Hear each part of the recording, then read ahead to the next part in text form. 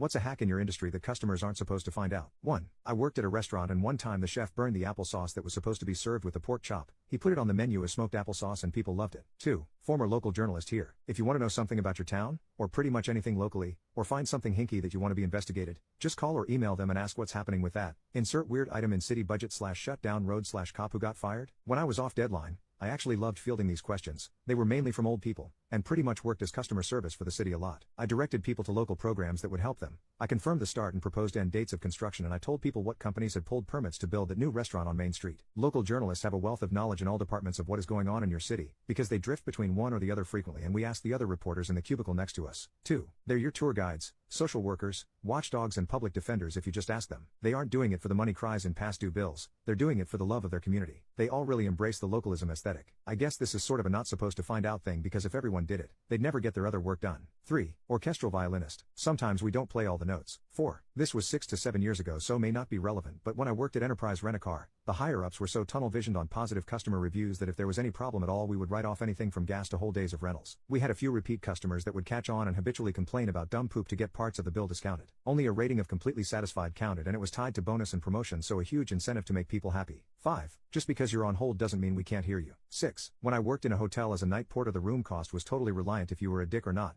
I obviously couldn't just give rooms away, but I could pretty much knock off 50%. One day a very tired woman came in with her baby and I couldn't get the payment to go through it all, so I did give it to her for nothing, just had to make sure she was out before 9 a.m. and I cleaned it myself. 7. Dog trainer. This is a hack we want people to understand. One reason we can get your dog to do something so fast is because we use a high rate of reinforcement. Example, I'm training your dog to walk on leash without pulling, and we practice in your driveway. I feed the dog 20 tiny pieces of food by my knee as we walk to the end of the driveway. The first time a client tries the exercise they may use 5. The mechanics of the exercise look easy, but it takes time to get used to. And when people are practicing on their own they do other things, instead of focus on the exercise. They forget how often they need to reinforce the dog for doing the right thing. If they do the exercise for 2 minutes during each walk, with a high rate of reinforcement, roar, that may be all it takes. And once the dog starts to learn, you can gradually slow down the roar. 8. If you or a teenager you know are admitted to a name brand, expensive, rich college and their financial aid package isn't enough, write them and ask them for more money. Mention the other schools you were admitted to and that you receive strong financial packages from them. Do not mention specific numbers unless it's a named scholarship, e.g. presidential or provost. At least 5 of my students this year got between 10-20K extra in scholarship money just by soliciting for it. 9. You can rent a nice casket for the funeral and be buried in a cheaper one. 10. Any Marriott booking made partially with points, with a 3-day cancellation policy, can be cancelled the same day of the booking without any fees. 11. I used to work in the floral industry. Don't call a large national florist. Look up a local florist in your recipient's area and call them directly. Most have websites to help you choose and you'll save money on delivery and service fees, which can go towards a nicer arrangement. Also, unless you order flowers regularly, the membership/loyalty program is a scam and hard to cancel. 12. Most industries have retention teams because it costs 10x more to get a new customer than it costs to keep one you have. So if you call up and complain/threaten to cancel every other time they raise your rates, they'll probably give you the introductory rate. Just be aware you might have to switch. 13. Our physical presence/approach toward the user will sometimes fix the problem they are facing without any additional effort. It's support. 14. Consulting.